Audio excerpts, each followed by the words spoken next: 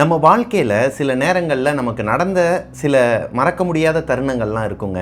அதுலேயும் இந்த மாதிரி அமானுஷ்யமான சம்பவங்களெல்லாம் நம்ம அவ்வளோ சீக்கிரம் வந்து வெளியே யாருக்கிட்டையும் சொல்ல மாட்டோம். ஏன்னா நம்ம கூட இருக்கவங்களா இருக்கட்டும், நம்மளோட பெற்றவங்களாவே இருக்கட்டுமே, நம்ம பேரண்ட்ஸ் கிட்ட போயிட்டு எனக்கு ஒரு அமானுஷ்ய சம்பவம் நடந்துச்சு அப்படின்னு சொல்லும்போது அவங்க என்ன சொல்லுவாங்க, நீ எதனா ஒரு கனவு கண்டிருப்ப, இல்லைனா இந்த மாதிரி பேய் கதைகள்லாம் கேட்காதன்னு சொன்னேன், அதனால தான் உனக்கு வந்து ஒரு மாதிரி இல்யூஷனாக வருது அப்படிங்கிற மாதிரி நம்மளை வந்து காம்ப்ரமைஸ் பண்ணுவாங்க. ஸோ நம்மளும் அதை வந்து கண்டுக்காமல் அப்படியே விட்டுருவோங்க. அது காலப்போக்கில் அந்த அமானுஷம் எதுக்கு வந்துச்சு நம்மளோட வாழ்க்கையில், எதுக்கு போச்சுங்கிறது அதுக்கும் தெரியாது, நமக்கும் தெரியாது. இதுக்கப்புறம் போயிட்டு நம்மளோட வீட்டில் இருக்கவங்க கிட்ட அதுவாகவே போயிடுச்சு அப்படின்னு சொன்னால் நம்மளை கண்டிப்பாக லூசுன்னு தான் சொல்லுவாங்கன்னு சொல்லிட்டு அதை அப்படியே மறைச்சிருவாங்க.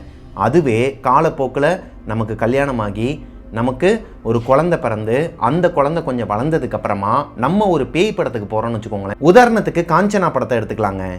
அதாவது செகண்ட் பார்ட் வந்துச்சு இல்லையா, முனி 2ன்னு சொல்லிட்டு, அந்த டைம்ல குடும்பத்தோட ஒருத்தவங்க அந்த பேய் படத்துக்கு போறாங்க. போன இடத்துல இன்டர்வல் பிளாக்ல சில விஷயங்கள்லாம் நடக்கும். அது போக அந்த படத்திலேயே வந்து சில காட்சிகள்லாம் வருங்க. எலுமிச்சம்பழத்தை எடுத்து வெளியே போடுன்னு சொல்லிட்டு அந்த பேய் வந்து அவங்கள மிரட்டுறது, இந்த மாதிரியான விஷயங்கள்லாம் பார்த்ததுக்கு அப்புறமா அவங்களோட குழந்தைங்கலாம் வந்து பயந்து போய் கண்ணை மூடுறது, பயந்து போய் அழுகிறது, அதை வந்து எக்ஸ்போஸ் பண்ணுவாங்க. அதே நேரத்தில் ஆல்ரெடி பாதிக்கப்பட்ட ஒரு பர்சன் அவங்களோட லைஃப்லயும் இதே மாதிரியான ஒரு அமானுஷத்தை பார்த்திருக்கிறேன், இதே மாதிரியான ஒரு கருப்பு உருவம் என்னோட வாழ்க்கையிலையும் விளையாண்டுருக்குது, நான் எங்க வீட்டில் சொல்லும் போது அப்ப யாருமே என்னை நம்பலன்னு சொல்லிட்டு தன்னோட குழந்தைகளுக்கு சொல்ல ஆரம்பிப்பாங்க. இதே மாதிரி இன்சிடென்ட் உங்களோட வாழ்க்கையிலையும் நடந்திருக்கலாங்க. சின்ன வயசுல நடந்த ஒரு பேய் கதைகள் எல்லாம் யாருக்கிட்ட சொல்றதுனே தெரியாம நீங்க உட்கார்ந்து இருக்கும் போது டெவில்ஸ் கிச்சன் சொல்லிட்டு ஒரு ஷோ இருக்குது. அந்த அண்ணன் கிட்ட போயிட்டு இல்ல அந்த தம்பி கிட்ட போயிட்டு இன்ஸ்டாகிராம்ல நம்மளோட கதையை சொன்னோம் அப்படின்னா அவரோட நரேஷன்ல நம்ம அந்த ஸ்டோரியை வந்து கேட்கலாம்னு சொல்லிட்டு தான் எனக்கே நிறைய ஸ்டோரிஸ்லாம் இப்போ நீங்கள் அனுப்பிக்கிட்டு இருக்கீங்க இல்லையா. எஸ், நான் சொன்ன மாதிரியே பார்வதிங்கிறவங்க அவங்களோட வாழ்க்கையில் பாஸ்ட்ல நடந்த நிறைய அமானுஷ்ய சம்பவங்கள் எல்லாம் அவங்களோட பொண்ணுகிட்ட, விஜயாங்கிற அவங்களோட பொண்ணுகிட்ட ஷேர் பண்ணியிருக்கிறாங்க. விஜயா நம்மளோட டெவில்ஸ் கிச்சன் ஷோக்கு ஒரு பெரிய ஃபேனாங்க. அப்படி இருக்கும் பட்சத்தில் அவங்க அம்மாவுக்கு நடந்த நிறைய அமானுஷ்ய சம்பவங்களையும் அவங்களோட வாழ்க்கையில் நடந்த நிறைய அமானுஷ்ய சம்பவங்களையும் என்கிட்ட ஷேர் பண்ணியிருக்கிறாங்க.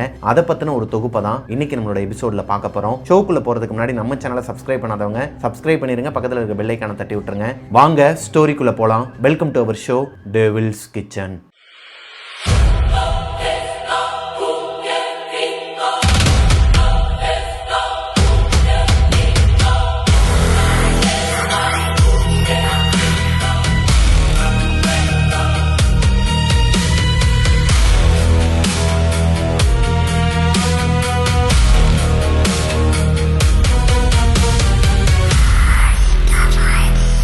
ஹலோ கோஸ்டீஸ், நான் உங்களோட பிரபாகரன். எல்லாருமே எப்படி இருக்கீங்க? நல்லா இருப்பீங்கன்னு நினைக்கிறேன். அண்ட் இன்னைக்கு நம்ம பார்க்க போற ஒரு அமானுஷ சம்பவத்தை எனக்கு இன்ஸ்டாகிராம்ல அனுப்பின ஒரு பொண்ணோட பேரு விஜயாங்க. விஜயா வேலூருக்கு பக்கத்தில் இருக்கிற ஒரு ஊரை சேர்ந்தவங்க. அவங்களோட நேட்டிவ் பிளேஸை வந்து மென்ஷன் பண்ண வேணாம்னு சொன்ன காரணத்தினால நான் வேலூர்னு வச்சுக்கிறேங்க. இப்போ விஜயாவோட அம்மா பார்வதிக்கு நடந்த ஒரு உண்மை சம்பவத்தை தான் நம்ம ஃபர்ஸ்ட் பார்க்க போகிறோம். இந்த சம்பவம் நடக்கும்போது விஜயா 8 மாத கை குழந்தைங்க. அவங்களோட ஆட்சிக்கிட்ட தான் அவங்க வளர்றாங்க. அதாவது அவங்க அம்மாவோட அம்மா. அதுக்கு காரணம் என்னன்னு பார்த்தீங்கன்னா பார்வதி தாங்க. பார்வதி யாருன்னா விஜயாவோட அம்மா. பார்வதி ஒரு மிடில் கிளாஸ் ஃபேமிலியில் வளர்ந்த ஒரு பொண்ணுங்க. அவங்களோட வாழ்க்கையில் அதிகபட்சமாக அவங்களோட கோல்னு பார்த்தீங்கன்னா ஒரு நல்ல ஸ்கூலில் போயிட்டு டீச்சர் ஆகணும் அப்படிங்கிறது தான், அதுவும் இங்கிலீஷ் டீச்சர் ஆகணுங்கிறது தான் அவங்களோட வாழ்க்கையில் ஒரு அதிகப்படியான கனவாகவே இருந்திருக்குதுங்க. அதுக்கு இடைப்பட்ட காலத்தில் அவங்களோட அப்பா அம்மா சேர்ந்து அவங்களுக்கு கல்யாணம் பண்ணி வச்சிடுறாங்க. அவங்களால அதுக்கு மறுப்பு தெரிவிக்கவும் முடியலை. நிறைய பெண்களுக்கு இந்த மாதிரி நடக்குதுங்க. அவங்களோட கோலை அச்சீவ் பண்ணுறதுக்கு முன்னாடியே கல்யாணம் பண்ணி வச்சிருவாங்க இல்லையா வீட்டில். அதே மாதிரி தான் இந்த பார்வதிங்கிறவங்களுக்கும் கல்யாணம் பண்ணி வச்சிடுறாங்க. பார்வதிக்கு கல்யாணமாகி அடுத்து ஒரு 7-8 மாதத்துலேயே அவங்க மாசமாக இருக்கிறாங்க. அப்போவே பெங்களூர் சைடு வந்து பிஎட் இங்கிலீஷ் லிட்ரேச்சருக்கு வந்து வெளியே ட்ரைனிங் போகிறதுக்கு ஒரு ஆஃபர் வருது. அவங்களால அப்போ அதை யூஸ் பண்ணிக்க முடியலை. அங்கே இருக்கிறவங்க எல்லாருமே ஃப்ரெண்ட்ஸுங்கிற காரணத்தினால அவங்க என்ன சொல்கிறாங்கன்னா, குழந்தை பிறக்கட்டும், நல்லபடியாக பிறந்ததுக்கு அப்புறமா கொஞ்சம் வருஷங்கள் ஆனதுக்கு அப்புறமா எப்போனாலும் நீ வந்து ஜாயின் பண்ணிக்கலாம் அப்படிங்கிற மாதிரி ஒரு ஆஃபர் கொடுக்குறாங்க ஃப்ரெண்ட்ஸுங்கிற காரணத்தினால. அதை அவங்க சும்மா சொன்னாங்களா என்னங்கிறது உங்களுக்கு தெரியாதுங்க. ஆனால் இவங்க சீரியஸாக எடுத்துக்கிறாங்க. அதே மாதிரி தான் விஜயா பிறந்ததுக்கப்புறமா 8 மாதம் ஆகுது. அவங்க அம்மா பார்வதி கொஞ்சம் ஸ்டடி ஆனதுக்கப்புறமா அவங்களோட ஹஸ்பண்டுக்கிட்ட போயிட்டு உட்காந்து பேசுகிறாங்க. ஏங்க, எனக்கு இதுதான் என்னோடய கோல், நான் வந்து பெங்களூரில் போயிட்டு படிக்க போகிறேன், நீங்களும் அங்கே வந்துட்டால் பரவாயில்ல, இல்லைனா இங்கேயே உங்களுக்கு வேலை இருக்குது அப்படிங்கிற பட்சத்தில் குழந்தையே எங்கள் அம்மா கிட்ட நான் கொடுத்துட்றேன். அதாவது விஜயா வந்து 8 மாதம் கை குழந்தையா இருக்கும்போது இந்த பேச்சுவார்த்தை போயிருக்குதுங்க.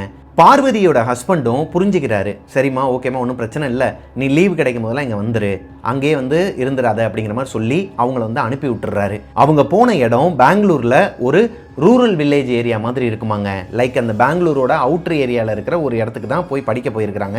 பிஎட் இங்கிலீஷ் லிட்ரேச்சர் படிக்கிறதுக்கு அவங்களோட அந்த பிஜி ஹாஸ்டல், வெளியே இருந்து தங்கி படிப்பாங்க இல்லையா, அந்த பிஜி ஹாஸ்டல் எங்கே இருக்குன்னா ஒரு அவுட்ரு ஏரியாவில் இருக்குதுங்க.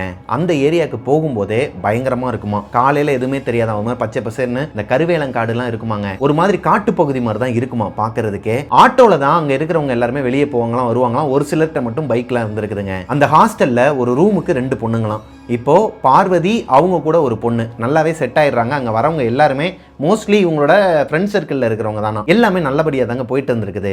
அப்பப்போ லீவு கிடைக்கும் போதெல்லாம் ஊருக்கு வந்து அவங்களோட குழந்தைய பார்த்துக்கிறது ரொம்பவே கொஞ்சம் கஷ்டமாக தாங்க இருக்கும். என்னதான் அவங்களோட கோலை அச்சீவ் பண்ணுறதுக்காக அங்கே போனாலும் அவங்களோட நினப்பு எல்லாமே இங்கே விஜயா மேலே தான் இருந்திருக்குது. என்னடா இது குழந்தைய எப்படி கொடுத்துட்டு வந்துட்டோமே, நம்ம அம்மா பார்த்துப்பாங்க, நல்லா தான் பார்த்துப்பாங்க, இருந்தாலும் நம்ம அளவு பார்த்துப்பாங்களா, அழுவாளா, பசிக்குமா, தூங்குவாளா என்னன்னு சொல்லிட்டு அந்த ஒரு குழப்பத்திலே இருந்திருக்கிறாங்க. இருந்தாலும் அவங்களோட கோலை விடலை. காலையில் போகும்போது எதுவுமே தெரியாதான், ஆட்டோவில் தான் போவாங்க. அந்த ஆட்டோலையுமே 5 பேர் 6 பேர்னு சொல்லிட்டு தான் போவாங்களாம்.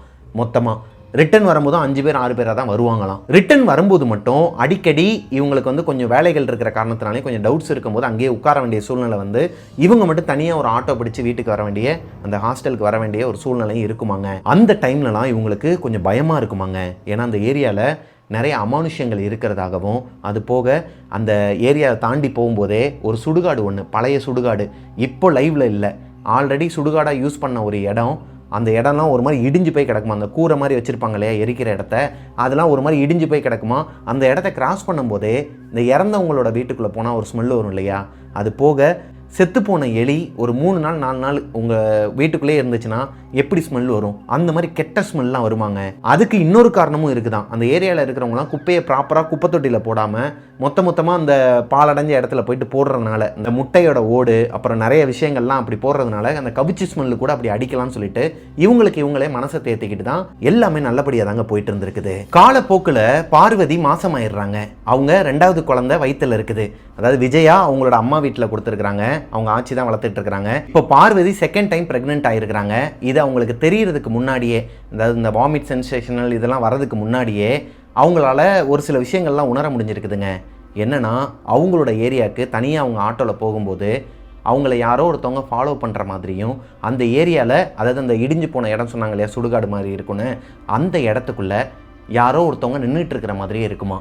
லைக் பார்க்குறதுக்கு ஒரு பொண்ணு மாதிரி தான் இருக்குமா, ஆனால் அது ஒரு ஷேடோவா இல்லை ஒரு கட்டை தான் சாஞ்சி அங்கனக்குள்ளே இருக்கிற அந்த இலைங்கெல்லாம் அப்படி தெரியுதாங்கிறது இவங்களுக்கு ஒரு டவுட்டாகவே இருந்திருக்குதுங்க. இப்போது இவங்க மாசமாக இருக்கிறாங்கங்கிறது இவங்களுக்கு தெரிஞ்சதுக்கப்புறமா, அதாவது கன்ஃபார்ம் ஆனதுக்கப்புறமா பார்வதியோட ஹஸ்பண்ட் என்ன சொல்கிறாருன்னா, ஏமா உன் நல்லதுக்கு தான் சொல்கிறேன், உன்னால் அங்கே தாக்கு பிடிக்க முடியுமா முடியாதாங்கிறது எனக்கு தெரில, நீ பாட்டுக்கு கோல்னு சொல்லிட்டு ஓடிட்டு இருந்த அப்படின்னா கண்டிப்பாக உன்னோட உடம்பை பார்த்துக்க முடியாது, நீ வேணா இதை ட்ராப் பண்ணிடு, நீ வீட்டிலே இருந்துருன்னு சொல்லிட்டு கேட்கும்போது, இல்லை இந்த தடவை நான் வந்து விட மாட்டேன், நான் பார்த்துக்கிறேன், நான் அட்ஜஸ்ட் பண்ணிக்கிறேன், என்னோடய ஃப்ரெண்ட்ஸ் எல்லாருமே கேர்ள்ஸ் தான், அவங்க பார்த்துப்பாங்க அப்படிங்கிற மாதிரி சொல்லி இவங்களோட வேலையை கண்டினியூ பண்ணுறாங்க. ஆனால் அன்னைக்கு ஒரு நாள் நைட்டு ஒரு 1:30லேருந்து 2 மணிக்குள்ளே அவங்களோட ரூமில் படுத்து தூங்கிட்டு இருக்கும்போது ஃபேன் நார்மலாக தாங்க சுற்றிட்டு இருந்திருக்குது. அதையும் தாண்டி இவங்களோட காதுக்குள்ளே ஒரு மாதிரி அனீசியாக ஒரு சவுண்டு கேட்டிருக்குதுங்க. இந்த சத்தம் இவங்களுக்கு மட்டும்தான் கேட்குது. ஏன்னா பார்வதி டிஸ்டர்ப் ஆகி எந்திரிக்கும் போது பக்கத்தில் படுத்துருக்கிற பொண்ணு நல்லா படுத்து தூங்கிட்டு இருக்கிறாங்க.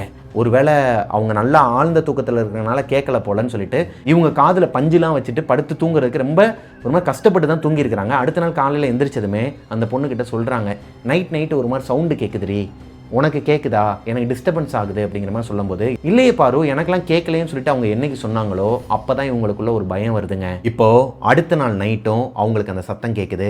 அந்த பொண்ணு நல்லா படுத்து தூங்கிட்டு இருக்கிறாங்க. எந்திரிச்சு உட்கார்ந்தவங்களுக்கு அவங்களோட கண்ணில் அவங்களோட ரூம்குள்ளே ஒரு கருப்பு ஷேடோ மாதிரியான உருவம் தெரிஞ்சிருக்குதுங்க. இது உண்மையாகவே ஒரு உருவமா இல்லை நம்மளா எதனா ஒன்று கற்பனை பண்ணிக்கிறோமான்னு சொல்லிட்டு கையை கிள்ளி பார்த்துருக்குறாங்க. உண்மையாகவே அவங்க கண்ணுக்கு முன்னாடி ஒரு உருவம் நிற்கிது. அது ஒரு பொண்ணோட உருவம் தான். அதுவும் அந்த பழைய சுடுகாட்டுக்குள்ளே, மெயின்டெனன்ஸே இல்லாத அந்த சுடுகாட்டுக்குள்ளே ஒரு உருவத்தை பார்த்தாங்கன்னு சொன்னாங்க இல்லையா, அதே உருவம் தான் இவங்களோட ரூம்குள்ளே நிற்கிது. இவங்களுக்கு ஒரு மாதிரி தூக்கி போட்டிருக்குதுங்க. எதுவுமே பேசாமல் கந்தசஷ்டி கவசம் பாடிக்கிட்டே போர்வையை இழுத்து மூடி படுத்து தூங்குறதுக்கு ட்ரை பண்ணுறாங்க. தூக்கமே இல்லை. வெளியே இருக்கிற அந்த ஸ்ட்ரீட் லைட்டோட வெளிச்சம் இவங்களோட ரூம்குள்ளே விழுகுமாங்க. அதில் இவங்களுக்கு மேலே, அதாவது அந்த போர்வைக்கு மேலே அந்த லைட்டோட வெளிச்சம் இருக்குமா. அதில் யாராச்சும் ஒருத்தவங்க இப்படின்னு போயிட்டு வந்தாங்கன்னா நல்லாவே இவங்களால் ஃபீல் பண்ண முடியுமா. கண்ணை திறந்து பார்த்தா கூட தெரியுமா ஏதோ ஒரு ஷேடோ போகிற மாதிரியே. அதே மாதிரி தான் அந்த ஷேடோ இவங்களையே சுற்றி சுற்றி வந்துக்கிட்டே இருந்திருக்குது. ஆனால் இவங்களை டிஸ்டர்ப் பண்ணலை, அதாவது பேசலை, இவங்களோட பேரை சொல்லி கூப்பிடல, எதுவுமே பண்ணலை. இவங்க கூடயே இருக்குது, அவ்வளவுதான். இவங்களுக்கு ஏதோ ஒன்று தப்பாக படுதுங்க. வயிற்றில் குழந்தைய வச்சுக்கிட்டு இந்நேரத்தில் இந்த மாதிரியான ஒரு உருவத்தை பார்க்குறது நல்லதா கெட்டதாங்கிற ஒரு குழப்பத்தோடையே அன்றைக்கி நைட்டு தூங்கிடுறாங்க. அடுத்த நாள் காலையில் எந்திரிச்சதுமே அவங்க ஃப்ரெண்டுக்கிட்ட, அதாவது இந்த ரூம்மேட்டுக்கிட்ட சொல்கிறாங்க, இந்த மாதிரியெல்லாம் ஒரு உருவத்தை பார்த்தேன், என் குழந்தை வேற வயிற்றில் இருக்குது, பயமாக இருக்குன்னு சொல்லும்போது, அதெல்லாம் இல்லை பாரு, நீ ஏன் வந்து கற்பனை பண்ணிக்காத, தேவையில்லாமல் நீ இதுக்குள்ளே போனேன்னா குழந்தையோட ஹெல்த்துக்கும் நல்லதில்லை, உன்னோட ஹெல்த்துக்கும் நல்லதில்லை, வா ஒரு கோயிலுக்கு கூட்டு போகிறேன்னு சொல்லிட்டு பெங்களூர்லேயே ஃபேமஸான ஒரு அம்மன் கோவிலுக்கு கூட்டு போயிட்டு இவங்களுக்கு மந்திரிச்சு விட்டு வந்திருக்கிறாங்க. அங்கே இருக்கிற சாமியார்களோ இல்லை அங்கே இருக்கிற அந்த சாமியாடிங்களோ யாருமே எதுவுமே சொல்லலை. திருநீரும் எலுமிச்சம்பழமும் மட்டும்தான் கொடுத்து விட்டுருக்குறாங்க. அன்னைக்கு நைட்டு இவங்களோட பிஜியில் பார்வதி படுத்து தூங்கிட்டு இருக்கும்போது, அதாவது அன்னைக்குன்னு பார்த்தா அவங்களோட ஃப்ரெண்டும் வெளியூருக்கு போயிட்டாங்க, அதாவது அவங்களோட ஊருக்கு போயிட்டாங்க, ஒரு 2 நாள் எமர்ஜென்சி ஒர்க்குன்னு சொல்லிட்டு போயிட்டாங்க. இவங்க மட்டும்தான் அவங்களோட ரூமில் இருக்கிறாங்க. கரெக்டாக ஒரு 12லேருந்து 12:15 அகைன் அந்த ஒரு க்ரீப்பியான சவுண்டு கேட்குதுங்க. ஒரு மாதிரி குயின்னு ஒரு மாதிரி காதே கிளியிற அளவுக்கு ஒரு மாதிரி டிஸ்டர்ப் ஆகி எந்திரிப்போம் இல்லையா, அந்த அளவுக்கு ஒரு மாதிரி கேட்டிருக்குது. எந்திரிக்கிறாங்க. எந்திரிச்சு பார்த்தா மயான அமைதிங்க. ரூம்குள்ளே, அதாவது இவங்க ஃப்ரெண்டு படுத்துருக்கிற அந்த பெட்டுக்கு மேலே அந்த கருப்பு உருவம், அந்த பொண்ணோட உருவம் உட்காந்துருக்குது. சிரிக்குதாங்க, பயங்கரமாக சிரிச்சிருக்குது. இவங்களால் எந்திரிச்சு வெளியே ஓடவும் முடியலை. ஒரு பயம். டக்குன்னு கந்தசஷ்டி கவசம் வாயிலே பாடிக்கிட்டு மறுபடியும் போர்வை இழுத்து மூன்னா அந்த போர்வையை மெதுவாக இழுக்குதுங்க. போர்வையை மெதுவாக இழுத்ததுக்கப்புறமா இவங்களுக்கு கை கால்லாம் ஒரு மாதிரி உதற ஆரம்பிக்குது, வயிறு வலிக்க ஆரம்பிக்குது. என்னடா அது வயிறு வலிக்க ஆரம்பிக்குது, ஒருவேளை நம்ம பயப்படுறதுனால தான் உள்ளே இருக்கிற சிசுக்கு எதனா ஒன்று ஆகுதோங்கிற ஒரு பயத்தில் மெதுவாக எந்திரிச்சு, அதாவது தலையை மட்டும் தூக்கி கீழே பார்த்தா அந்த உருவம், அந்த பொண்ணோட உருவம் இவங்களோட வயிற்றை பிடிச்சி அமுக்குதாங்க. ஒரு பிளாக்கான ஒரு உருவம் வந்து எங்கள் அம்மாவோட வயிறை வந்து ரொம்ப பிடிச்சி அழுத்துற மாதிரி அவங்களுக்கு வந்து இருக்குமா. வயிற்றுக்குள்ளே குழந்தை இருக்குது, அந்த குழந்தைய போட்டு அமுக்குதான். இவங்களால பெயின் தாங்கவே முடியலையாங்க. ஒரு கட்டத்துக்கு மேலே பயங்கரமாக அழுக ஆரம்பிக்கிறாங்க. இவங்களுக்கு என்ன பண்ணணுங்கிறது தெரியலை. பார்வதியோட லைஃப்பில் இது நாள் வரைக்கும் எந்த ஒரு அமானுஷ சம்பவத்தையும் அவங்க வந்து மீட் பண்ணது கிடையாது. அப்படி இருக்கும் பட்சத்தில் ஃபர்ஸ்ட் இன்சிடென்ட்டே இந்த அளவுக்கு கொடூரமாக இருக்கும்போது அவங்களால என்ன பண்ண முடியும்? இப்போது மனசில் அவங்களோட இஷ்ட தெய்வமான முருகரை நினச்சிக்கிட்டு டக்குன்னு அங்கேருந்து எந்திரிச்சு ஓடி இருக்கிறாங்க. கதவை திறந்துட்டு வெளியே ஓடும்போது இவங்களுக்கு பக்கத்து ரூமில் இருக்கிற ஒரு பொண்ணு அவங்க ஆள்கிட்ட பேசிகிட்டு இருந்திருக்கிறாங்க. அந்த பொண்ணு இவங்களை பார்த்ததுமே என்னமோ எதுன்னு சொல்லிட்டு ஃபோனை கட் பண்ணிட்டு வராங்க. பார்வதியோட முகமே ஒரு மாதிரி வேர்த்து கொட்டி இருக்குது, வயிறை பிடிச்சிக்கிட்டு கத்துறாங்க, வலிக்குது வலிக்குதுன்னு. இப்போது ஆம்புலன்ஸுக்கு கால் பண்ணி அவங்கள ஹாஸ்பிட்டலுக்கு கூட்டு போனால் குழந்தை அபார்ட் ஆயிடுச்சாங்க.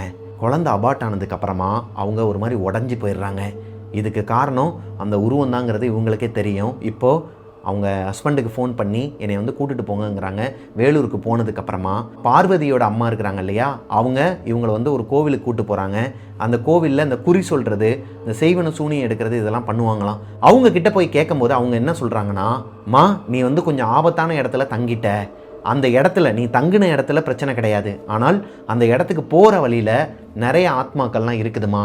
அதாவது இந்த குழந்தை வரம் இல்லாமல் ஏங்கிக்கிட்டே இருந்தவங்க, ஒரு கட்டத்துக்கு மேலே சூசைட் பண்ணி இறந்தவங்க, அது போக இந்த வீட்டில் வந்து மாமியார் தொல்லை தாங்க முடியாமல் குழந்தை இல்லை அப்படிங்கிறதுக்காக என்னமோ அந்த பொண்ணு மட்டும்தான் காரணங்கிற மாதிரி ஒரு மாதிரி குத்தம் சொல்லிக்கிட்டே இருப்பாங்க இல்லையா, அந்த மாதிரி ஏதோ ஒரு பொண்ணு எரிஞ்சு போய், அதாவது கெரோசின் ஊற்றி கொளுத்திக்கிட்டு அவங்களே அழிச்சிக்கிட்ட ஒரு பொண்ணு, என்னோட வாழ்க்கை நல்லா இல்லை, எனக்கு குழந்தை இல்லை, உனக்கு மட்டும் குழந்தை கேட்குதா அப்படிங்கிற பட்சத்தில் இவங்களோட வயிற்றில் இருக்கிற அந்த சிசுவை இவங்கள ஃபாலோ பண்ணி கொன்றுச்சாங்க. அபார்ட் ஆயிடுச்சு. இதுதான் உனக்கு நடந்ததுன்னு சொல்லிட்டு அவங்க சொல்லியிருக்கிறாங்க. இது உண்மையா பொய்யா அப்படிங்கிற ஒரு வாதத்துக்குள்ளேயே அவங்க போல, அவங்களுக்கே தெரியும் இது உண்மைதான்னு. ஏன்னா இந்த மாதிரி சம்பவங்கள்லாம் கேட்கும்போது நமக்கு வந்து சாதாரணமாக இருக்கலாங்க, ஆனால் நடக்கிற இடத்துல யாருக்கு நடக்குதோ அவங்களுக்கு தான் வந்து அதோட சீரியஸ்னஸ் என்னங்கிறது தெரியும் இல்லையா. அந்த மாதிரி தான் பார்வதி ஒரு மாதிரி மனசு உடஞ்சி அதுக்கடுத்து இந்த பெங்களூருக்கு போகவே இல்லையாங்க, அவங்க வேலூர்லேயே இருந்துட்டாங்களாம். அவங்களோட வாழ்க்கையில் மறக்கவே முடியாத முதல் அனுபவமாங்க, ஒரு உயிர் போயிருக்குது இதனால். செகண்ட் இன்சிடென்ட் நடக்கும்போது விஜயாவுக்கு 3 வயசாங்க. அவங்களோட அம்மா மாசமாக இருக்கிறாங்க, அகைன் மாசமாக இருக்கிறாங்க. விஜயாவுக்கு மொத்தம் 2 தம்பியாங்க. அதில் ஒரு தம்பிக்கு 1.5 வயசு ஆகுது, அவனை கை குழந்தை தான், அவங்க ஆட்சி தான் கையில் வச்சிருக்கிறாங்க. பார்வதியோட ஹஸ்பண்ட் என்ன பண்ணுறாருன்னா அவங்களோட குலதெய்வம் கோயிலுக்கு போகலான்னு சொல்லிட்டு, அதுவும் ஃபேமிலியாக போகலான்னு சொல்லிட்டு ஒரு ட்ரிப்பு பிளான் பண்ணுறாரு. அவங்களோட ஊர்லேருந்து ரொம்ப தூரம் போகணுமாங்க. அப்படி இருக்கும் பட்சத்தில் இவங்களோட குடும்பத்தில் இருக்கிறவங்க எல்லாருமே கூப்பிட்டுக்கிட்டு ஒரு கார், ஒரு வேனில் சொந்தக்காரங்க எல்லாருமே ஏற்றிக்கிறாரு. இப்போது அவங்களோட குலதெய்வத்துக்கு போயிட்டு எல்லாமே சாமியெல்லாம் நல்லபடியாக கும்பிட்டுட்டு, அங்கே எந்த ஒரு அமானுஷமும் நடக்கலை, போகும்போது எந்த ஒரு தடங்களும் வரலை, எல்லாமே நல்லபடியாக தாங்க போயிருந்துருக்குது. ஆனால் ரிட்டன் வர வழியில் நைட்டு ஒரு 11லேருந்து 11:30 மணி இருக்குமாங்க. பைபாஸில் வரும்போது ரோட்டு ஓரமாக ஒரு கடையில் நிப்பாட்டி இவங்க எல்லாருமே ரெஸ்ட் ரூம் போகணும், அது போக டீ குடிச்சிட்டு ஓட்டலாம்னு சொல்லிட்டு காரை நிப்பாட்டி இருக்கிறாங்க. இவங்க காரை நிப்பாட்டுறதை பார்த்துட்டு பின்னாடி வர வேனும் நிப்பாட்டி இருக்கிறாங்க. அந்த கடை ரொம்ப ஃபேமஸான கடைலாம் கிடையாதாங்க, ஒரு மாதிரி ரொம்பவே அர்ஜென்ட்டாக வரனால வந்த கடையில் நிப்பாட்டிடலாம்னு சொல்லிட்டு நிப்பாட்டி இருக்கிறாங்க. இப்போது கீழே விஜயாவோட அம்மா இறங்குறாங்க. பார்வதி 5 மாதமாக இருக்கிறாங்கன்னு சொன்னேன் இல்லையா, அவங்க அந்த குழந்தையோட வெளியே இறங்கும்போது அவங்களோட ஹேண்ட்பேக் ஒன்று இருக்குமாங்க, பெருசாக வச்சுருப்பாங்க. அந்த ஹேண்ட்பேக்கையும் மாட்டிக்கிட்டு கீழே இறங்குறாங்க. கீழே இறங்கும் போதே லைட்டாக வயிறு பிடிக்கிற மாதிரி இருக்குது. அந்த காரு கிட்டையே ஒரு கல் மாதிரி வச்சுருக்கிறாங்க. இந்த கல் குத்துக்கல் மாதிரியும் இல்லை, அதே நேரத்தில் உட்கார்றதுக்குன்னு போட்ட மாதிரியும் ஒரு கல் இல்லை. அதில் போயிட்டு உட்காடுறாங்க. அவங்களோட கையில் வச்சுருந்த அந்த ஹேண்ட்பேக்கை கலட்டி பக்கத்துலேயே வச்சுட்டு அது மேலே உட்காந்துட்டு அவங்க வீட்டுக்காரரை போயிட்டு டீ வாங்கிட்டு வர சொல்கிறாங்க. இப்போ அவரும் போயிட்டு வாங்கிட்டு வராருங்க. எல்லாருமே ரெஸ்ட் ரூம்லாம் போகிறாங்க. கொஞ்ச நேரம் அப்படியே அங்கேயே சில் பண்ணுறாங்க, பேசி சிரிச்சுக்கிட்டு அரட்டை அடிச்சுக்கிட்டு மறுபடியும் அங்கேருந்து கிளம்பி இவங்களோட வீட்டுக்கு வந்துடுறாங்க. நைட்டு ஒரு 1:30 மணிலேருந்து 2 மணி இருக்குமாங்க. இவங்களோட வீட்டுக்கு வந்ததுக்கப்புறமா எல்லாருமே அவங்கவுங்களோட ரூமில் போய் படுத்து கரெக்டாக ஒரு 1:30 மணிலேருந்து 2 மணிக்குள்ளே இந்த ஸ்டோரியை நமக்கு அனுப்பின விஜயா 3 வயசு குழந்தை அவங்களோட ஆட்சி கூட ஒரு ரூமில் படுத்து தூங்கிட்டு இருக்கிறாங்க. அவங்களோட அம்மா அப்பா 2 பேருமே ஒரு ரூமில் படுத்து தூங்கிட்டு இருக்கிறாங்க. அவங்க கூட தான் அந்த 1.5 வயசு பையன் விஜயாவோட தம்பி அவன் வந்து படுத்து தூங்கிட்டு இருக்கிறான். நைட்டு ஒரு 2-2:30 மணிக்கு விஜயாவுக்கு ஏதோ ஒரு டிஸ்டர்பன்ஸ் ஆகுதுங்க. யாரோ ஒருத்தவங்க கதவை ஓப்பன் பண்ணி க்ளோஸ் பண்ணி விளையாண்டுட்டு இருக்கிறாங்க மிட் நைட்டில். யாரா அது, ஒருவேளை தம்பி தான் எந்திரிச்சு வந்துட்டானா, அவன் வந்தாலுமே இப்படிலாம் அவன் பண்ண மாட்டானேன்னு சொல்லிட்டு கண்ணை முழிச்சு பார்த்துருக்குறாங்க. பார்த்தா இவங்களோட ரூம்குள்ளே, அதாவது விஜயா படுத்துருக்கிற அந்த ரூம் டோர் ஓப்பனில் இருக்குது. வெளியே இருக்கிற அந்த நைட் லேம்ப் வெளிச்சத்துக்கு உள்ளே கொஞ்சம் லைட்டாக ஷேடோவாக தான் தெரியுதான் ஒரு ஆம்பளை, பக்கத்துலேயே வந்து ஒரு பொண்ணு, கையில் வந்து ஒரு குழந்தைய வச்சுருக்கிறாங்க. 3 பேரும் அசையாமல் அப்படியே நின்றுட்டு இருக்கிறாங்களாங்க. இவங்கள பார்த்த மாதிரியே நின்றுக்கிட்டே இருந்துருக்குறாங்க. இந்த பொண்ணு என்ன நினச்சிருக்கிறாங்கன்னா, அம்மா அப்பா கையில் நம்மளோட தம்பி, இவங்க எதுக்கு இந்நேரத்தில் இங்கே வந்து நிற்கணும், அதுவும் ஏன் நம்மளையே பார்த்துக்கிட்டே இருக்கணும், அம்மா அப்பான்னு சொல்லிட்டு கூப்பிட்டா கூட ஏன் ரெஸ்பான்ஸ் பண்ண மாட்டாங்கன்னு சொல்லிட்டு ஒரு பயம். இவங்களுக்கு இந்த பேய் பிசாசு இதெல்லாம் வந்து தெரியவே தெரியாது. ஆக்சுவலி இதுதான் விஜயாவோட லைஃப்பில் நடந்த ஃபர்ஸ்ட் இன்சிடெண்ட்டுங்க. இப்போது விஜயா ஒரு மாதிரி பார்த்துக்கிட்டே இருக்கும்போது ஒரு கட்டத்துக்கு மேலே இந்த பேய் பிசாசு மேலாம் அவங்களுக்கு அந்தளவுக்கு அது அப்படின்னா என்னன்னே தெரியாத ஒரு வயசு, பூச்சாண்டி அந்த மாதிரி தான் சொல்லி இவங்களை வளர்ப்பாங்க இல்லையா குழந்தையில, இது என்னன்னே தெரியாமல் என்னாச்சுமான்னு சொல்லிட்டு எந்திரிச்சு கிட்டக்க போகிறாங்க. கிட்டக்க போனால் அந்த உருவம் அப்படியே டிஸப்பியர் ஆகிருக்குதுங்க. இதை பார்த்ததுமே அந்த குழந்தை இருள் அடித்து போய் அலறி அடித்து கத்துது. அவங்களோட ஆட்சி எந்திரிக்கிறாங்க. இந்த குழந்தை கத்துல எங்கெங்கே அழுகிறதுல அவங்களோட அம்மாவும் அப்பாவும் அவங்க முழிச்சு தான் இருக்கிறாங்க போல இருக்குது, வேகமாக ஓடி வராங்க. என்னாச்சுன்னு சொல்லிட்டு இந்த குழந்தைய தூக்குனா ஒரு மாதிரி கண்ணுலாம் கலங்கி போய் வேர்த்து கொட்டி, இந்த மாதிரி நான் ஒருத்தவங்கள பார்த்தேன், ஒரு அங்கிளும் ஒரு ஆன்ட்டியும் கையில் குழந்தைய வச்சுட்டு நின்னாங்க, நீங்கள் தான் வந்து நிற்கிறீங்கன்னு நினச்சேன்னு சொல்லிட்டு அது ஏங்கி அழுக ஆரம்பிக்குது. இப்போது ஆல்ரெடி அவங்களோட அப்பாவும் அம்மாவும் முகமெல்லாம் வேர்த்து கொட்டி ஒரு மாதிரி பயந்து போய் தான் வராங்க. பொதுவாகவே இந்த மாதிரி ஒரு குழந்தை நைட் நேரத்தில் பதறி அடித்து எந்திரிச்சு அழுதுச்சுன்னா பேரண்ட்ஸ் என்ன பண்ணுவாங்க, அப்படியெல்லாம் ஒன்றும் இல்லை, உன்னோட கனவு தான், நான் ஆரம்பத்தில் சொன்ன மாதிரி தான், உன்னோட கனவு தான், கற்பனை தான், நீ வந்து பேய் படமாக பார்க்கறனால தான் அப்படின்னு சொல்லிட்டு தானே ஒரு மாதிரி காம் டவுன் பண்ணுவாங்க. ஆனால் இவங்க 2 பேருமே ஒரு மாதிரி பயந்து போய் உட்காந்துருக்குறாங்க. ஒன்றும் இல்லை சரியாயிரும் சொல்லிட்டு கறிக்கட்டையெல்லாம் எடுத்துகிட்டு வராங்க. அவங்களோட வீட்டில் கறிக்கட்டைலாம் வச்சுருப்பாங்களாம்.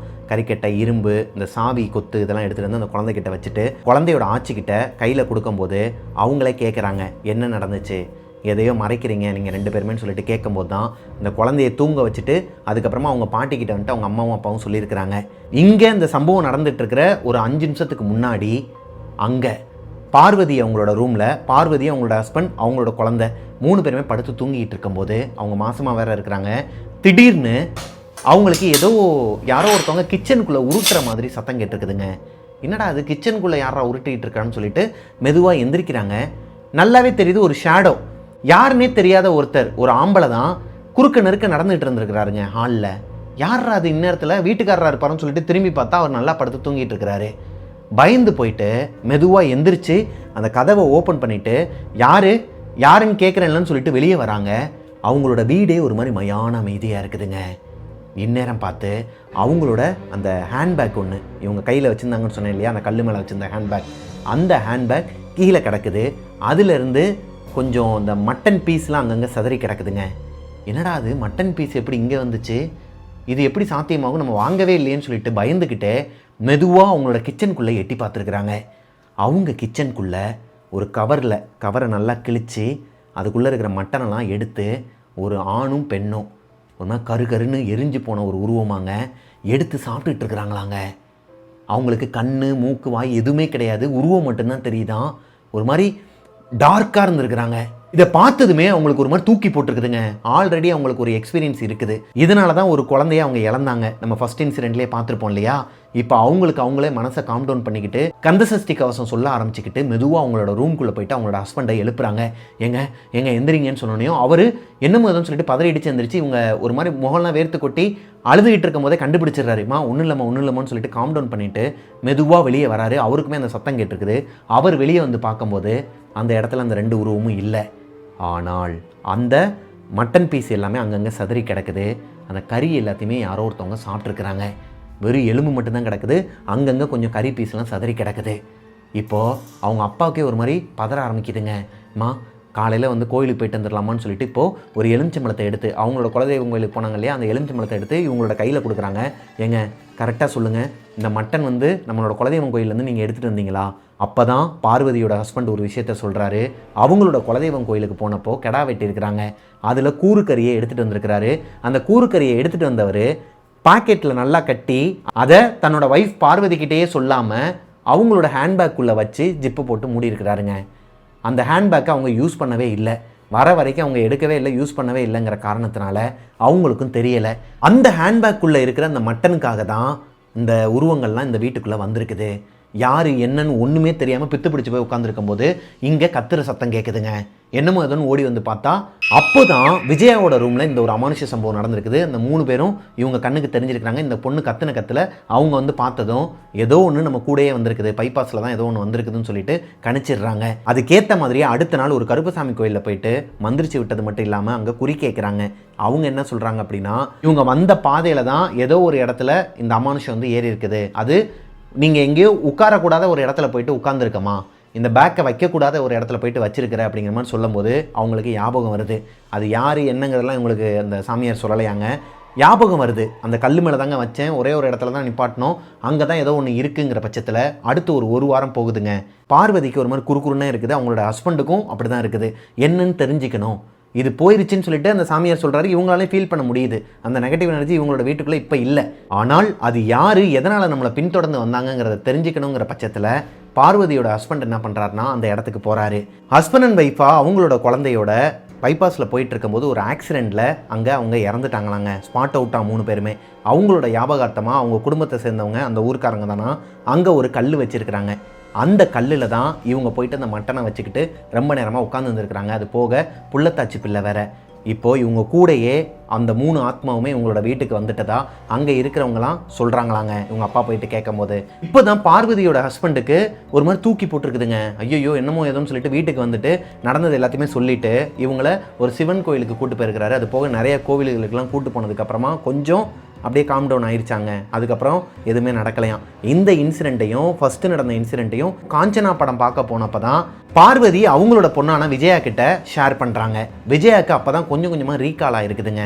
ஆமாம், சின்ன வயசில் வந்து நம்ம வந்து ஒரு கருப்பு உருவத்தை பார்த்தோம், இப்போ தான் எனக்கு அதெல்லாம் ஞாபகம் வருதுமாங்கிற மாதிரி அந்த ஸ்பாட்டையுமே சொல்லுங்கம்மா அண்ணங்கிட்ட சொல்லணும்னு சொல்லிட்டு அவங்க அம்மா கிட்ட கேட்டிருக்கிறாங்க. அவங்க அம்மாவுக்கு ஞாபகம் இல்லையாங்க. ஆக்சுவலாக அது வந்து சேலத்துக்கு போகிற ஒரு ரூட்டாம். அது என்ன பாதைங்கிறது எக்ஸாக்டாக தெரியலையா. சேலத்துக்கு போகிற ஒரு பைபாஸ் ரூட்டு தானாங்க. இதுதான் பார்வதியோட குடும்பத்தில் நடந்த 2வது இன்சிடெண்ட்டுங்க.